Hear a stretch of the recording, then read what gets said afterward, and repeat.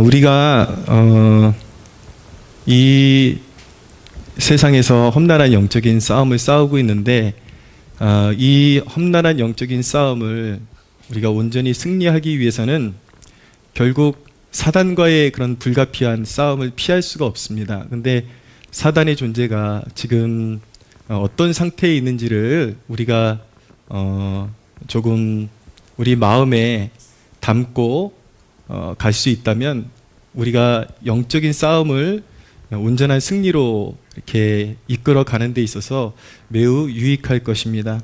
오늘 첫 번째 대목은 이제 사단의 신세에 대해서, 운명에 대해서 예수님께서 말씀해 주고 계신데 31절을 보십시오. 이제 이 세상에 대한 심판이 이르렀으니 이 세상의 임금이 쫓겨나리라 라고 말씀하고 있습니다. 이 세상의 임금이 쫓겨나리라. 사탄은 쫓겨난 임금의 신세입니다. 사탄은 하늘로부터 쫓겨나서 잠시 동안 이 땅에서 임금 노릇하다가 그나마도 이제 영원한 멸망을 선고받은 상태에 있는 것입니다. 이미 사탄의 패배, 완전한 패배, 절망, 멸망은 이미 예수 그리스도의 온전한 승리로 말미암아 이미 낙인이 되어 있는 것입니다. 확정되어 있는 것입니다. 그러니까 하늘에서 쫓겨났다라는 것은 성경에서 하늘은 이제 우리가 살고 있는 지구의 대기를 말하기도 하고 대기 밖의 우주를 말하기도 하고 그리고 하나님의 보좌가 있는 곳을 말씀하기도 합니다. 근데 하늘에서 쫓겨났다라는 것은 원래 천사의 존재였던 영적 피조물인 이 사단이 하나님 앞에 범죄해서 하나님의 보좌가 있는 하늘에서 땅으로 쫓겨났다라는 뜻인 것입니다. 땅에서 그가 임금 노릇하고 있다라는 것은 단순히 땅에만 이렇게 사람들처럼, 인간들처럼 그렇게 걸어다니는 존재가 된다는 것이 아니라 성경에는 공중의 권세 잡은 자라고 말씀하고 있거든요. 우리가 살고 있는 이 대기 중에 악한 영들이 점령을 하고 마귀가 이 땅에서 잠시 동안 임금 노릇을 하고 있는 것입니다. 그러나 분명한 것은 마귀는 이미 패배했고 잠시 동안은 활동이 허락되어 있지만 이제 마침내 사단의 멸망은 날짜를 이미 잡아놓은 상태로 되어 있는 것입니다. 여러분, 사단의 존재를 우리가 잘 인식하는 것 매우 중요합니다. 근데 우리가 영적인 싸움을 이해할 때에 우리가 좀 잘 알아두어야 할 부분이 있습니다.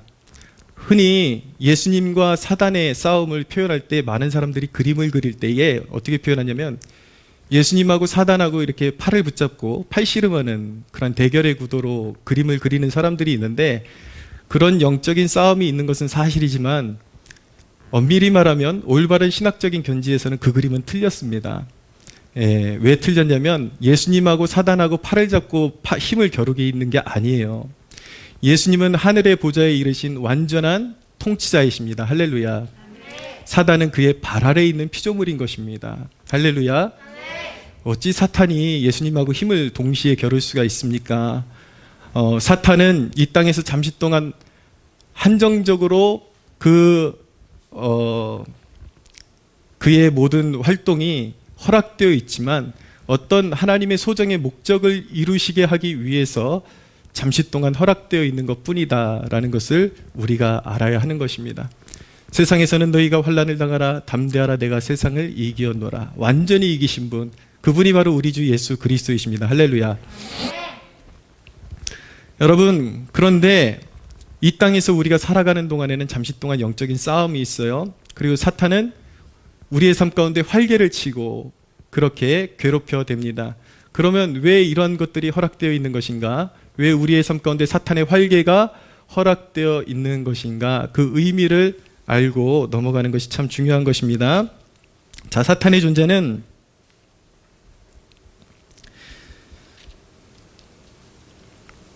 요한계시록 12장 12절에 보면 이렇게 말씀합니다. 그러므로 하늘과 그 가운데 거하는 자들은 즐거워하라.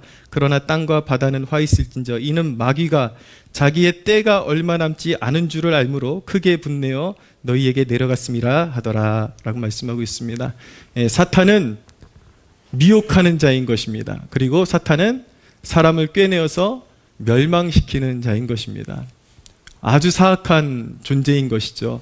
그러나 사탄의 존재도 그렇게 우리가 얕볼 정도의 그런 유약한 피조물은 아닙니다. 굉장히 영악하고 그리고 잔꾀가 많고 나름대로의 지혜를 가지고 있고 그리고 어느 정도의 능력을 가지고 있는 것은 사실입니다. 그러나 여러분, 우리 믿는 자들에게 하나님의 은혜가 방패로 두르심같이 우리 믿는 자들을 두르고 있음을 우리는 알아야 하는 것입니다. 그럼에도 불구하고 마귀가 성도들의 삶에 도전할 때가 있는데, 믿는 자들에게 있어서 사단의 도전은 어떤 의미가 있는 것인가? 첫째로 사단의 그런 도전은 하나님의 연단의 도구일 뿐인 것입니다. 사탄은 믿는 자라 할지라도 꿰어서 죽이려고 합니다. 그러나 하나님은 사단의 꾀를 바꾸셔서 잠시 동안 그 연단을, 그 괴롭힘을 허락하시지만 그 괴롭힘을 통해서 사단의 목적대로 우리를 죽게끔 내버려 두시는 것이 아니라 하나님은 우리를 연단하시는 것입니다. 우리의 모난 부분을 깨뜨리시고 연단하셔서 하나님 나라에 합당한 피조물로 우리를 빚어주시는 것입니다. 또한 사단의 도전은 두 번째로 하나님의 뜻을 이루는 도구일 뿐인 것입니다. 사탄은 우리가 하나님의 일을 감당할 때 회방하죠. 그러나 하나님께서는 그것을 구원의 역사로 바꾸시는 것입니다. 할렐루야.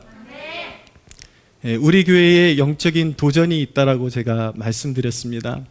사단이 한번 한 교회에 이렇게 와서 밀가부를 타기 시작하면은 때때로 많은 성도들이 시험에 들곤 하기도 합니다. 그런 역사들이 있기 때문에 우리가 깨어서 기도해야 되는데, 왜 하나님께서 사탄이 교회에서 그렇게 회방하는 일들을 잠시 동안 허락하시는가? 하나님의 그 뜻은 교회로 하여금 그 시험을 통해서 더 강해지고 더 연합해서 더 강한 기도의 군사로 거듭나라고 하나님께서는 교회 중에 그런 시험을 허락해 주시는 것입니다. 그래서 우리에게 시험이 다가올 때에 하나님께서 무엇을 원하실까라는 그러한 질문을 하나님 앞에 던져야 하는 것입니다. 분명히 하나님께서 시험을 허락하실 때는 그만한 이유가 있고 목적하신 바가 있는데, 하나님께서 우리에게 그 허락하신 시험의 뜻과 이유를 우리가 영적으로 잘 분별하고 우리가 하나 될 때에 마귀는 결국 쫓김을 받고 말 것입니다. 할렐루야. 예, 원수가 시험을 주지만 그 시험을 통해서 성도들은 더 강해지게 되어 있고 우리의 기도가 더욱더 깨어나고 각성하게 되고 연합하게 되고 기도하게 될 때에 오히려 그 위협이, 사탄의 위협이 부흥의 불씨로 변화된다는 것을 알아야 하는 것입니다. 우리 안에 그러한 하나님의 그런 거룩하신 하나님의 뜻을 우리가 깨닫고 우리가 당면하고 있는 이 영적 위기가 우리 교회의 도약과 여러분들의 영적인 성숙의 도약의 기회가 되기를 예수님의 이름으로 축복합니다. 그런데 여러분, 우리가 잘 알아야 되는 것은 무엇이냐면 사탄이 그럼에도 불구하고 만만치는 않다라는 것을 깨달아야 하는 것입니다. 여러분, 우리가 하나님의 방법대로 신앙생활을 시작하고 하나님의 방법대로 싸우는 법을 모르고 또 싸우기를 포기하면 사탄에게 매우 심하게 눌려서 인생을 살아갈 수 있다는 것도 알아야 하는 것입니다. 우리가 기독교 교리 가운데 가장 위대한 교리 중에 하나가 무엇이냐면 견인이라는 교리입니다. 견인. 하나님께서 이끌어 가신다. 우리의 구원을 이끌어 가신다. 하나님께서 우리의 영혼을 선택하시고 이끌어 가실 때에 결코 우리를 버리지 아니하시고 영원토록 이끌어 가신다라는 교리가 바로 견인 교리인 것입니다. 그런데 여러분, 많은 사람들이 이것을 머리로만 이해하고, 특별히 우리 장로교회에 속한 사람들의 난제가 무엇이냐면 이것이 잘못 이해가 되면 영적인 게으름의 원인이 될 수도 있는 것이 사실입니다. 많은 사람들이 이 구원의 과정을 너무 단순하게 생각해요. 사람이 거듭나고 그러면 성령께서 온전히 이끌어 가신다 그랬으니까 나는 가만히 그냥 있으면 구원이 저절로 이루어지는 줄 알고 평안하게 이루어지는 줄 알고 가만히 있다가 영적으로 어두워지고 그리고 눈이 감기고 마음이 어두워져서 사탄의 노름에 계속 놀아나는 사람들이 있어요. 그러나 여러분, 신학적으로 하나님께서 우리의 구원을 전적으로 책임지시고 이끌어 가시는 것도 사실이지만 우리 발걸음 가운데 험난한 영적인 싸움도 동시에 놓여 있다라는 것도 진리인 것입니다. 할렐루야. 물론 우리는 반드시 이기리라는 그러한 선언을 이미 약속으로 받고 있는 사람들이에요. 진정한 그리스도인에게는 실패란 없는 것입니다. 싸움에 결코 복종이란 우리에게 있을 수 없는 것입니다. 그럼에도 불구하고 그것을 깨닫지 못하고 내 안에 우리 안에 영적인 싸움이 험난한 영적인 싸움이 있다라는 것을 인식하지 못하고 영적으로 잠들어 있으면 마음이 완고해지고 그리고 항상 내 마음과 생각을 격동시키는 사단의 그런 속삭임에 속아 넘어갈 수밖에 없는 거예요. 그래서 믿는 자라 할지라도 늘 깨어있지 못하면 하나님의 뜻과 반대로 걸어가고 육신대로 살다가 마침내 그것이 오래되면 여러분 육신의 삶은 심각한 파괴와 파멸에까지 갈 수 있다는 것을 경각심을 가지고 깨달아야 하는 것입니다. 그런데 하나님께서 왜 이런 상황을 허락해 주셨는가? 우리의 구원을 하나님께서 끝까지 이끌어 가시지만 우리로 하여금 늘 깨어있고 잠들어 있지 않게 하시기 위해서 이러한 상황을 허락하셨다라는 것을 알아야 하는 것입니다. 사랑하는 여러분, 우리는 승리를 위한 거룩한 성도로 부름을 받았습니다. 믿으십니까? 그러나 싸워야 하는 것입니다. 여러분, 깨어나야 하는 것입니다. 잠들어 있으면 안 되는 거예요. 시대의 조류에 따라서 예배도 등한시하고 경건생활도 등한시하고 세상 생각에 파묻혀가지고 세상의 미디어나 세상의 모든 문화에는 너무나도 깊숙이 젖어 있지만 하나님의 말씀을 등한시하고 말씀으로 세상을 바라보지 못하는 사람은 결국 사단에게 눌려서 그리스도인으로서 좋은 열매를 맺지 못하는 그런 형편없는 삶을 살아갈 수밖에 없는 것입니다. 사랑하는 여러분, 하나님께서 우리를 부르신 목적은 사단에게 잠식되고 눌려서 살아가라고 우리를 부르신 것이 아니라 하나님의 선한 일을 열심히 하는 하나님의 친백성으로 우리를 부르셨음을 믿으시기 바랍니다. 마귀에게 틈을 주지 마십시오. 깨어나십시오. 할렐루야. 이어지는 대목을 보겠습니다. 32절, 33절 같이 한번 읽어보겠습니다. 시작. 내가 땅에서 들리면 모든 사람을 내게로 이끌겠노라 하시니 이렇게 말씀하시면 자기가 어떠한 죽음으로 죽을 것을 우리에게 보이심이로라. 한 절 더 읽겠습니다. 시작. 이에 무리가 대답하되 우리는 율법에서 그리스도가 영원히 계신다함을 들었거늘 너는 어찌하여 인자가 들려야 하리라 하느냐? 이 인자는 누구냐? 32절과 34절의 본문을 통해서 우리가 신앙생활을 영위하면서 믿는 자들도 자칫 빠질 수 있는 신앙적인 오류에 대한 경계를 우리에게 주고 계십니다. 그 하나는 무엇이냐면 구원의 대상이 누구인지 착각하게 되는 경우들이 있습니다. 32절을 보십시오. 내가 땅에서 들리면 모든 사람을 내게로 이끌겠노라 라고 말씀하고 있습니다. 여기서 모든 사람은 누구일까요? 내가 땅에서 들리면 예수님께서 구속사역을 이루시면 모든 사람을 내게 이끌겠노라 라고 말씀하셨는데 많은 신학자들과 그리고 시대적인 그런 어떤 사상에 이렇게 잠식되어 있는 그리스도인들이 이 대목을 오해해가지고 만인 구원론이라는 것을 제창하기도 합니다. 그것은 무엇이냐면 예수님이 십자가를 지셨기 때문에 믿는 자나 믿지 않는 자나 모두가 결국에는 구원을 받게 될 것이다라는 그러한 논리인 것입니다. 그래서 이것이 지나치게 되면은 어떤 사람들은 사탄도 마침내 어느 순간 이제 완전한 이제 종말이 고해지면은 어느 순간에 사탄도 회복되어서 다 구원받을 것이다 라고 그렇게 주장하는 부류들이 있습니다. 그러나 그것은 성경을 왜곡한 것이죠.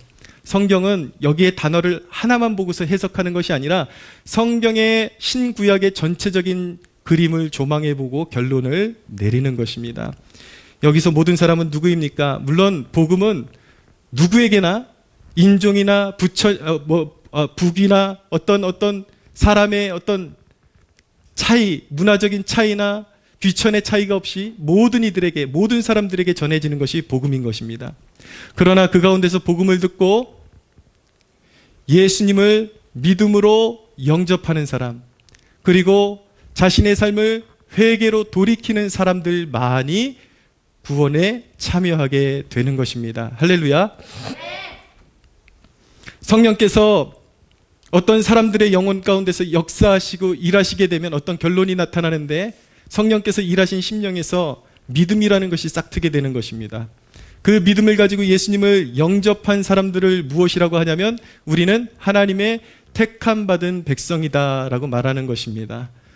너무나도 놀라운 신비에 속한 영역인 것입니다. 분명히 내가 듣고 복음을 듣고 내가 이것이 진리인가 고민하다가 예수님을 영접하게 되었는데, 성경 전체를 조망하고 하나님의 놀라운 구속사역을 조망할 때 우리는 뭐라고 고백할 수밖에 없게 되냐면, 분명히 내가 우연히 복음을 듣고 예수님을 믿은 것 같은데 알고 보니 하나님께서 나의 구원을 만세전부터, 인류가 타락하기 전부터 하나님은 내 이름을 가슴판에 새기고 계셨고 나를 구원하고자 하나님이 택하셨다라는 것을 발견하게 되는 것입니다. 할렐루야. 그렇기 때문에 여러분, 구원은 우리의 공로가 끼어들 틈이 없는 것입니다. 전적으로 하나님의 은혜요. 구원받고 보니 여러분, 우리에게 흠모할 것이 있습니까? 여러분들, 세상 사람들과 여러분들이 얼마나 도덕적으로 차이가 나나요? 얼마나 여러분들이 깨끗한 존재라고 생각하십니까? 우리도 구원받지 못한 사람들과 똑같이 죄를 지었고 우상 숭배하고 세상밖에 모르던 사람들인데, 은혜로 복음을 듣고 은혜로 믿음을 선택할 수 있게 되었고 은혜로 하나님의 자녀가 되었음을 믿으시기 바랍니다. 34절에서 보면은, 이에 무리가 대답하되 우리는 율법에서 그리스도가 영원히 계신다함을 들었거늘 너는 어찌하여 인자가 들려야 하리라 하느냐.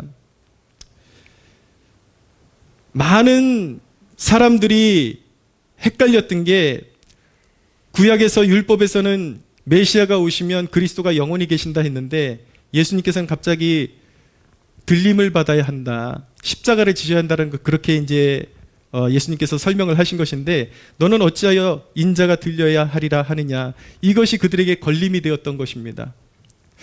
그들이 보기에는 하나님의 전체적인 뜻과 예수님이 말씀하시는 것이 너무나도 모순인 것처럼 그렇게 들렸던 것입니다. 여러분, 육신에 속한 사람의 고민이 무엇인지 아십니까? 문제는, 육신에 속한 사람은 약간의 믿음이라고 하는 것과 실제적인 그런 상황에 모순이 나타나면 그것을 도저히 이해할 수 없고 쉽게 하나님을 원망한다라는 것입니다. 이것이 바로 저와 여러분의 실질적인 문제 아니겠습니까? 물론 거듭난 하나님의 백성은 영적인 사람입니다. 그러나 영적인 사람도 때때로 어떤 깨어있지 못함으로 말미암아 하나님의 뜻을 오해하고 살아가는 경우가 너무나도 많습니다. 내가 영접하고 내가 거듭나고 내가 하나님의 자녀가 될 때에 하나님께서 나를 구원하시고 영원토록 보존하신다고 했는데, 내가 믿고 보니 나에게 이렇게 환난이 오고 고난이 오고 어떻게 된 것인가? 이것은 심각한 모순 아닌가? 하나님이 약속하신 것과 내가 실제로 지금 겪고 있는 이 고난은 너무나도 모순 아닌가? 알고 보면 하나님은 무능하신 분이 아닌가? 하나님은 존재하지 않는 것이 아닌가? 이런 오해를 하기도 한 것입니다. 그러나 여러분, 하나님의 구원을 향한 궁극적인 목적과 그 구원을 이루시는 하나님의 방식은 결코 모순됨이 없다라는 사실을 알아야 하는 것입니다. 예수님의 십자가를 통해서 하나님은 부활의 능력을 보이셨습니다. 할렐루야. 결코 모순이 아닌 것입니다. 그리스도가 십자가를 통해서 그 죽음의 권세를 이기고 부활하셔야 죽음의 종노릇하고 사단의 종노릇하고 있는 이 세상 가운데 빛이 임하고 생명의 능력이 임할 수 있게 되는 것입니다. 제 개인적인 인생의 과거를 돌아봐도 그렇습니다. 운동이 제 꿈이었고 비전이었는데, 하나님께서 그 길을 그대로 가게 하셨더라면, 제 다리를 하나님께서 치지 않으셨더라면 제가 5번을 수술을 받고 완전히 삶이 붕괴가 되고 매일매일의 삶 가운데 눈물로 지새우는 그 과정을 통해서 하나님을 인격적으로 만나게 됐고, 내가 아무것도 아니라는 것을 비로소 깨닫게 되었고, 하나님이 내 삶을 인도하시지 아니하시면 나는 설 수 없고 살아갈 수 없다라는 것을 깨닫고, 비로소 내 삶을 그리스도께 온전히 헌신하여 드리게 되었고, 내가 주님의 종으로 부름받았다라는 것을 깨닫게 되면서 목사로서 그렇게 하나님 앞에 헌신할 수 있었던 것이죠. 제 인생에 제가 받은 가장 큰 축복을 여러분들에게 자랑하라고 한다면, 저는 기도하는 것이, 기도를 배운 것이 여러분들에게 자랑할 만한 것입니다. 제가 내세울 만한 것 아무것도 없습니다. 그러나 하나님의 존재 앞에서 내가 기도를 배운 건 너무나도 뿌듯하고 자랑스러운 일인 것입니다. 그런데 여러분, 내 인생 가운데 내가 원하는 대로 사라졌다라면, 내가 원하는 그러한 시각에서, 그러한 시선에서 내가 승승장구하고 잘 나갔더라면 저는 결코 제 스스로의 힘을 의지하고 살았지 기도를 배우지 못했을 것입니다. 여러분, 하나님이 실패하셨습니까? 제 한 사람의 인생을 보더라도 하나님이 과연 실패했다라고 말할 수 있겠습니까? 여러분, 하나님은 제 인생에 있어서 저를 구원하셨고 승리하셨습니다. 할렐루야. 여러분들의 인생 가운데도 하나님께서 반드시 승리하실 것입니다. 할렐루야. 여러분, 하나님의 구원에는 모순이 없습니다. 여러분을 향한, 여러분 한 사람 한 사람을 향한 거룩한 뜻을 가지고 하나님께서 부르셨고, 하나님은 때때로 여러분들이 모순같이 보이는 일 때문에 두려워하고 때로는 실족하고 염려할지라도, 그럼에도 불구하고 하나님을 붙잡고 나아가는 여러분들의 삶 가운데 하나님의 위대하심과 하나님의 선하심과 하나님의 크심과 그 인자하심과 차질이 없이 실패하지 않으시는 하나님의 능력을 여러분들의 삶 가운데 반드시 나타내 보여주실 것입니다. 35절 36절을 읽겠습니다. 시작.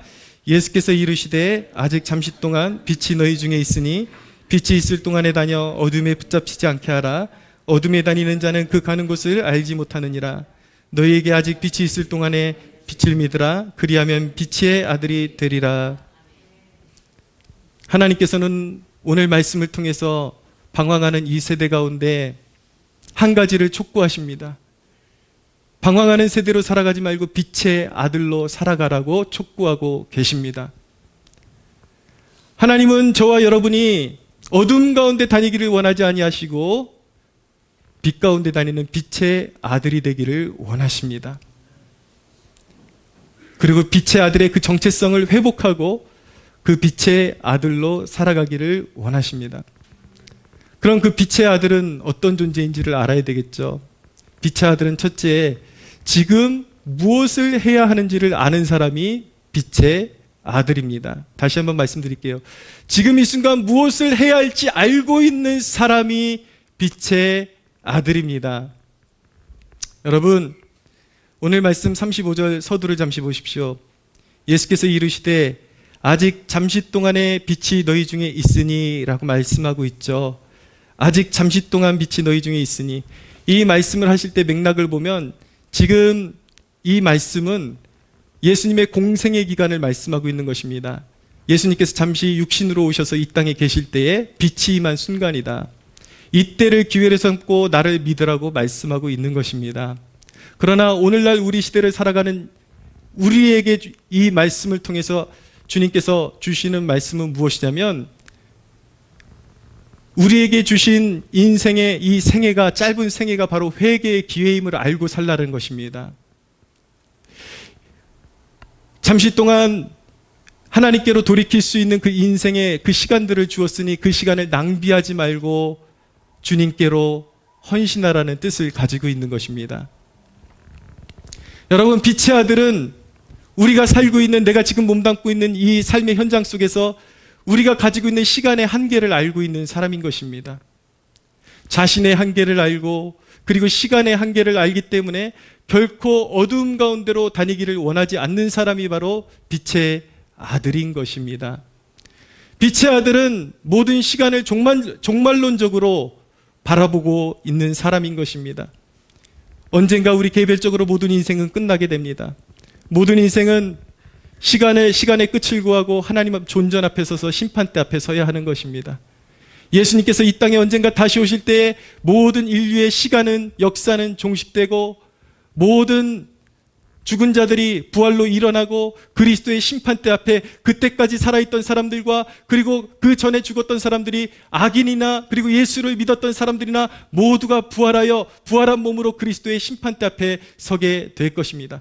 그 심판대 앞에서 마침내 이 땅을 살아갈 때 예수 그리스도를 믿음으로 말미암아 하나님의 의를 추구했던 백성들은 영원한 유업을 얻기 위해서 영원한 천성에 들어가게 될 것이요, 하나님의 새 예루살렘을 기업으로 받게 될 것이요, 그러나 예수 그리스도의 생명을 거부하고 육신대로 살아갔던 사람들은 마귀와 함께 영원한 불지옥에 던져지게 될 것입니다. 할렐루야.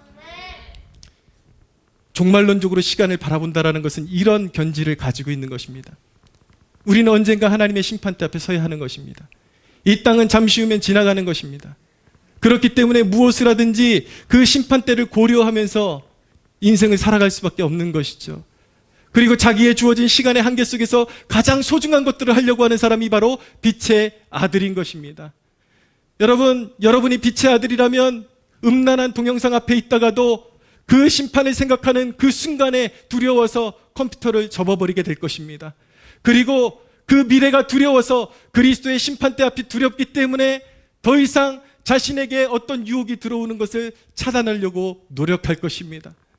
여러분들이 빛의 아들이라면 이 땅을 살아가는 동안에 결코 헛된 일에 시간을 낭비하지 아니하며 그 순간 동안에 생명의 씨앗을 더욱더 많이 심으려고 노력하게 될 것입니다. 여러분, 시간을 어떻게 소비하고 있습니까? 무엇을 위해서 허비하고 있습니까? 여러분들의 인생을 그리스도를 위해서 심고 있습니까? 영원의 관점에서 시간을 관리하고 있습니까? 무엇을 위해서 시간을 투자하고 있습니까? 여러분, 우리가 하나님 앞에 헌신하지 못하는 이유가 무엇입니까? 걸핏하면 우리가 핑계대는 것이 무엇이냐면 시간이 없다라는 것입니다. 여러분들이 빛의 아들이라면 지금 한순간이라도 더 한 사람에게라도 그리스도의 복음을 증거하려고 애쓸 것입니다. 왜냐하면 마침내 남는 것은 생명의 열매 외에는 영원한 것이 없기 때문인 것입니다. 할렐루야.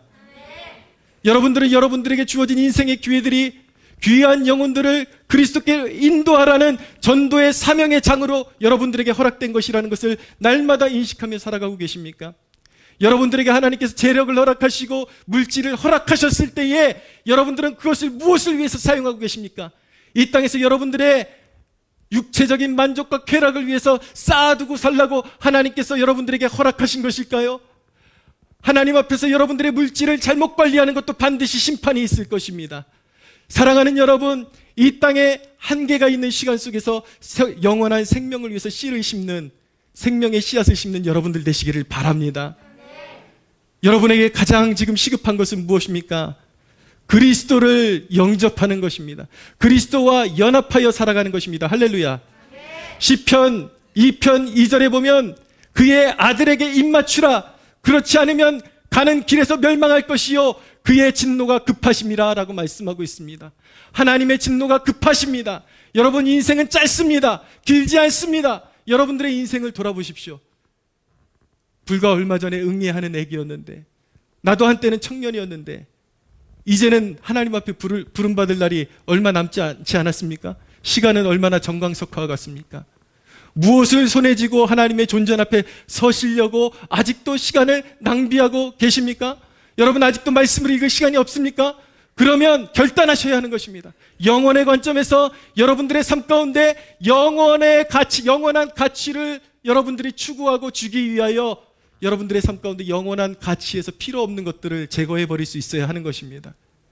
기도할 시간이 없습니까? 아닙니다. 시간이 없는 게 아니에요. 여러분, 사람은 자기의 우선 가치에 따라서 시간을 마련하게 되어 있습니다. 시간은 있어요. 여러분, 기도할 시간이 없다라는 것은 말이 안 되는 것입니다.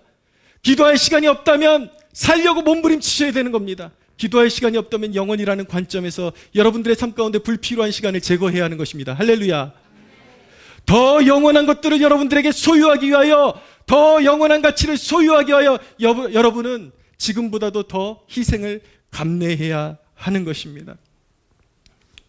말씀드렸듯이 여러분, 사람은 자기가 중요한 가치를 매기는 것에 반드시 시간을 내게 되어 있습니다. 기도할 시간이 없는 게 아니에요. 여러분, 제가 어리석은 자랑을 한번 해볼까요?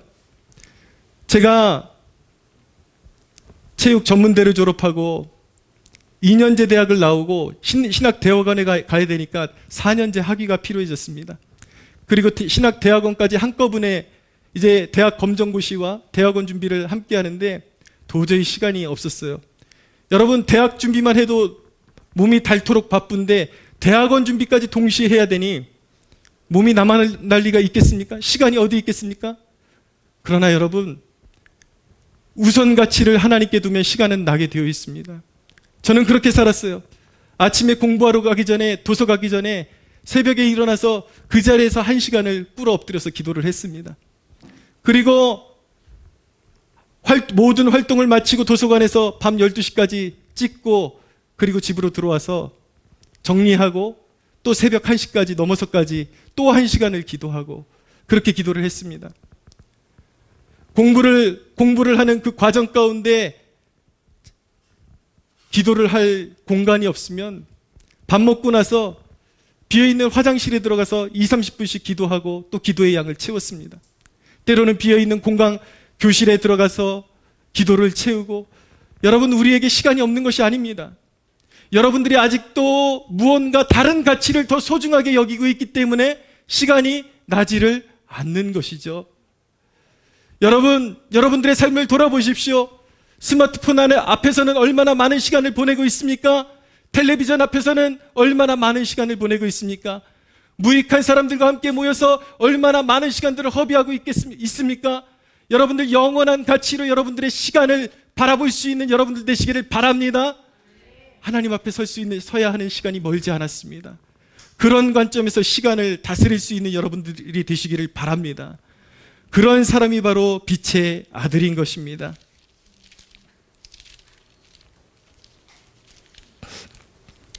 마태복음 24장 48절 이하는 이렇게 말씀합니다. 만일 그 악한 종이 마음에 생각하기를 주인이 더디 오리라 하여 동료들을 때리며 술 친구들과 더불어 먹고 마시게 되면 생각하지 않은 날 알지 못하는 시각에 그 종의 주인이 이르러 엄히 때리고 외식하는 자가 받는 벌에 처하리니 거기서 슬피 울며 이를 갈게 되리라. 사랑하는 여러분, 하나님이 보시기에 떳떳치 않은 것, 항상 여러분들이 살아갈 때 그리스도의 존전 앞에 설 때 이것이 떳떳한지를 생각하면서 살아가는 지혜로운 백성들 되시기를 바랍니다. 그 사람이 바로 빛의 아들인 것입니다. 빛의 아들은 두 번째, 내면의 빛을 소유한 사람인 것입니다.